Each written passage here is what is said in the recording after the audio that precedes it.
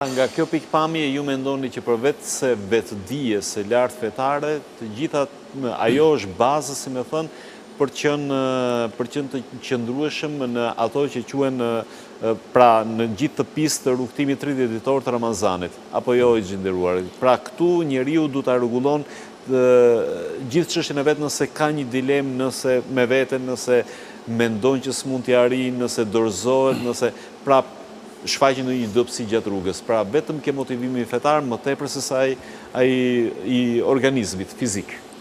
Po patjetër se është e vërtetë që shkencëtarisht është vërtetuar se agjërimi ka ndikimet e tij pozitive në shëndetin e njeriu. Mirë, po në aspektin shkencor, për shembull, agjërim mund të quhet edhe nëse njeriu e pin një gotë ujë gjatë ditës. Për shembull, nuk e prish atë sistemin e ndikimit, ndërsa në aspektin fetar prish punë. Prandaj motivimi fetar duhet të jetë shumë më i fuqishëm, shumë më prezant sa i shëndetësor, dhe pse ai shëndetësor e ndihmon këtë fetar. Kjo është e para. E dyta, ne gjithmonë si njerëz kur jemi para dilemave të caktuara ose përballë problemeve të caktuara, duhet shikuar burimin e problemit, duhet shikuar burimin e dilemës.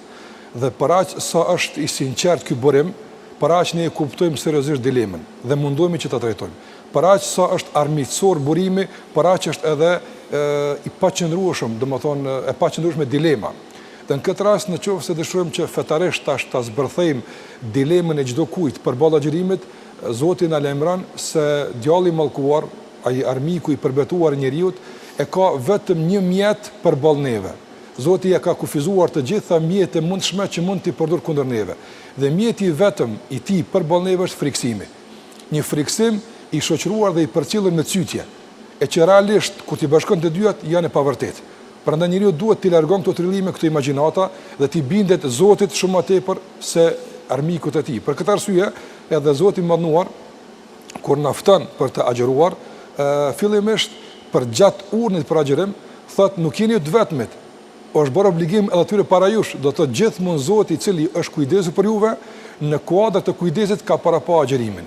Dhe gjithashtu në fund Zoti stimulon thotë la'allakum tattaqun.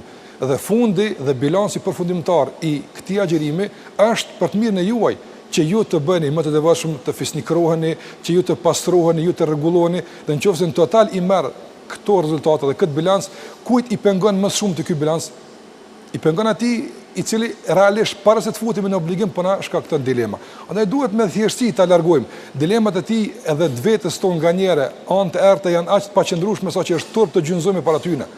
Është turp njeriu me gjithë potencialin e fuqishëm, domthonë edhe të besimit, edhe të arsyes, edhe të logjikës, Zoti e ka fuqizuar me to, të dorëzohet dhe të dorëzon armët e tij, po them kështu kushtimisht, përballë dikujt që fara nuk ka armë, është i fshehur pas një perde dhe tërë çfarë ka është zëri i tij, i cili përmes tij don të na frikson, na fut dilema. Andaj mendoj që duhet një trimni dhe guxim që e kemi dhe një bindje në Zotin për të vazhduar më tutje.